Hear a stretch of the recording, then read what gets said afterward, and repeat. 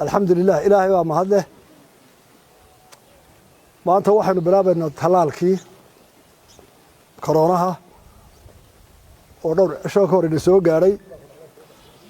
وحيودي أري وزارة عافماتكم إلا قبل العبو ضدك حق هروب تاجر للدجالن كحنون كان بعض عافماتك إذا ماذا يضدك ونقول أما الدعاء أما عذر جار كقبة ترى إنه تمد واير تاي وابرو لكن وحرشين هدي على هذا إنه ترى ذاك الجار نحسوه هلا أنت تنسعته وأقوم هذا إن وزارة عافماتك ديار جرو سيدا قرشي سنة وديار جودي تلالك ورا قاطي وحلقة بغضاء ماله marka lagu durayna dareemaysid gacanta in lagu durayeen kale wax alle wax shakiyo uu leeyahay ma jirto adduunka waa isfuraacsan marka dadka shakiga qaba ee waxba qaldan haday Mareykan tahay iyo haday Yurub tahay waxa la isku raacay inuu yahay 100% mid aan bari aad wax yeelay 80% wax tar leh sidaa darteed waxaan ku talinayaa inaynu qarar ahaan ku tashano deeq iyo iib waxaynu helnaba inaynu soo badsano tiro shotisa oo dadka intiisa badan gaadha taana gadaal qorsheeda waxa keeri doona wasaaradda caafimaadka ayaa wada oo muddo gaaban soo saar doonta tiradan u baahanahay ee la doonayo in laga talaalo dadka si baarka looga baxsado waa inaynu gaadhnaa oo haddii lacag loo baahdo waynu heli karnaa qarar ahaan seekadeena qura inagu filan inaynu maanta dadka ku badbaadino haddii dadku seekada maanta isugu geeyo in lagu iibsado arrintan talaalkan uu ka badanaya taasina gal doona haddii la yiraahdo ilaahayna waxaanu ka rajaynayaa roobkii inuu ilaahay abaarta naga saaro iyo cudurradaba aad iyo aad waxaanu ugu dadaalaynaa dhibaato badan buu cudurka inagu haya uu soo laba kacleeyay xoog buu socdaa maalin walba tacsida iyo xabaaran ka garanaa waxaan ku dardaarayaa dadku qofka buka in la baaro oo la ogaado hadduu hayo cudurka koofirku si aaskiisa iyo sida loo habeer dadka loo badbaadinayo wasaaradda caafimaadka lagu wareejiyo dhibaatooyin haysta waxa weeye qofku uu bukoonaya uu dhintay baa la oranayaa lama hubo in uu dilay isaga iyo kale hadduu cudurkani dilay intii maydhay iyo intii guriga la joogtay iyo intii ka qayb gasho dhan khatar ku jirta marka waxaan ku talinayaa meel kasta oo la joogo qofku markuu xanuunsado in la baaro oo haddii cudurka laga helo gobol kasta iyo degmo kasta wasaaradda caafimaadka awood bay u leedahay inay basriso aaska meydka qofkii koofku dilay taasaana imika dhibaato inagu hayso guryaha lagu haysto la sheegay waxaan ku dhiirinayaa in qofka buka ee aad xanuunsan la baaro haddii uu koofid noqdo lagu wareejiyo wasaaradda caafimaadka si inta ehelkiisa ah jecel ee u dhow aasa meelsa ay badbaado aad iyo aad baan mahadsantahay waxaan aad iyo aad ugu mahadcelinayaa madaxweynaha jamhuuriyadda Soomaaliland oo hadda talaalkii qaatay sidoo sheegayna cilmi ahaanna waa la xaqiijiyay waxtarka uu talaalkan leeyahay waana difaaca ugu dambeeya ee aynu dadkeena iyo muwaadiniinteena aynu kaga ilaalin karno fiditaanka xanuunkan wasaaradda caafimaadku laga soo bilaabo markii xanuunku bilaabay ilaa imiga ha noqoto daweyn ha noqoto baaritaan ama ha noqoto dabagalka dadka xanuunka u soo dhacaya iyo aaskooda waxaa lagu howlanaa in maalin walba talaabada adduunka ay qaado inaguna aan la qaadno ilaahay mahadi iyo dadaalka xukuumadda oo madaxweynuhu hormuud yahay la galay waxaynu helnay qaybtii ugu horeysay talaalka waxaananu qaran ahaan sida madaxweynuhu hadda uu sheegay naga go-an in la isku tashado sidii horeba aynu xanuunkan aynu gacan siinay oo aynu muwaadin walba oo u baahan talaalkan aynu gaarsiin doono taasaa naga go-an ilaahayna waxaan weydiisanaynaa in uu xanuunkii oo mar saddexaad aad waxa weeyaan u fidaya dhimashaduna ay badan tahay madaxweyne maanta oo keliya iyo shalay dadka dhintay ilaa 13 qof marka waa dareemi karnaa culayska uu leeyahay dadka waliba anagu aan ognahay waa inta la keeno goobaha caafimaadka la baaro la xaqiijiyo in xanuunka u dhinteen lama garan karo tirada kale ee guryaha ku dhimanaysa waxa lagu badbaadi karaa waa afka oo la xidho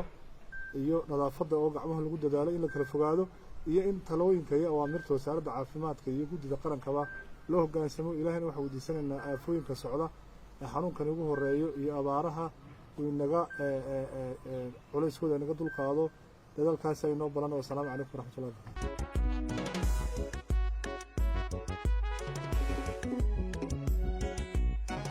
waxaa farxadii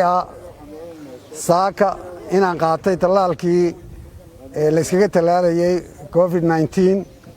aad iyo aad baan ugu faraxsanahay inaan talaalka qaato waxaan u mahadcelinayaa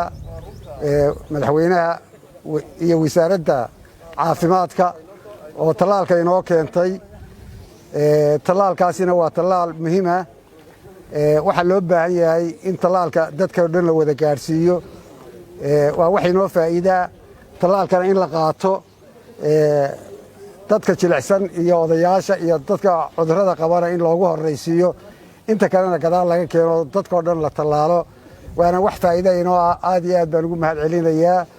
in la keenay tallaalkii inta ayaa lagu joojinaha la sii wado si uu dadka oo dhan shacabka oo dhan uu u wada gaadho dadkana waxaan ku boorinayaa inta tallaalka ay qaadanayaan inay isdhowraan is-ilaaliyaan awaamirta wasaaradda caafimaadku soo saarto in lagu dhaqmo oo la qaato marka insha allah tallaalka inta hadhayna waa la tallaali doonaa annaguna waa nala ku bilaabay aad iyo aad baan ugu faraxsanahay aad iyo aadna waxaan ugu mahad celinaya shacabka Soomaaliya inay qaateen awaamiirta naftoodana ilaaliyaan ehelkooda iyo dadkoodana ka ilaaliyaan aad iyo aad baan idin salaamay assalaamu calaykum waraxmatullaahi wabarakaatuh bismillaahi raxmaani raxiim alxamdulilaahi rabbil caalamiin wassalaatu calaa sayyidina maxamed sallallahu alayhi wasallam ilaahay ma hadle subxaanahu wa tacaala ilaahay ma hadle laba mushkiladood bayna haysto midna waxay ahayd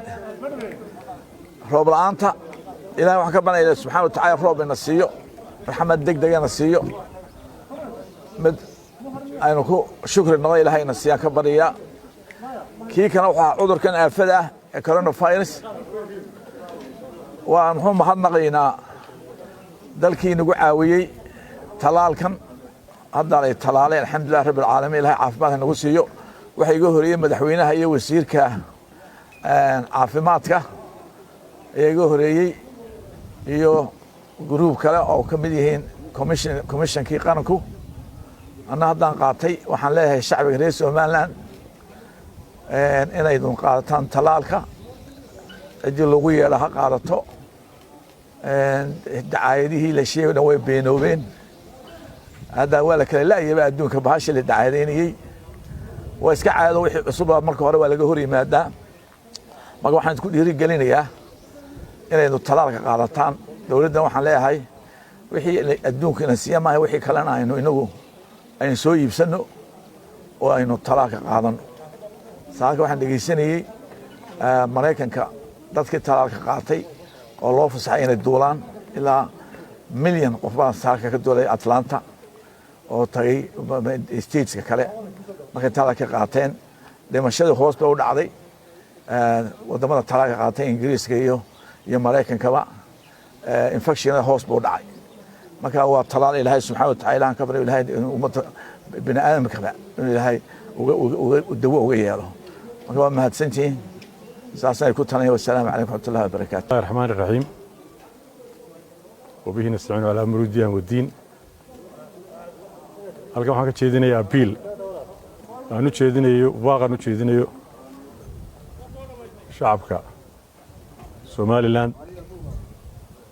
waynu ka warraynay muddaba cudurkan COVID-19 inuu adduunka ku faafay innagana ina soo galay iminkana waxaad mooddaa inuu sii laba kacleeyey markaa dadka waxaan kula talinayaa in talooyinka wasaaradda caafimaadka iyo guddida ka hortagga COVID-19 la qaato la isdhowro talooyinka wasaaraddu bixinayso iyo talooyinka guddidu bixinaysaba la qaato oo naftana la badbaadiyo dadka ehelkee kugu xeeran aad badbaadiso oo taxadir laga yeesho wassalaamu calaykum waraxmatullahi wabarakatuh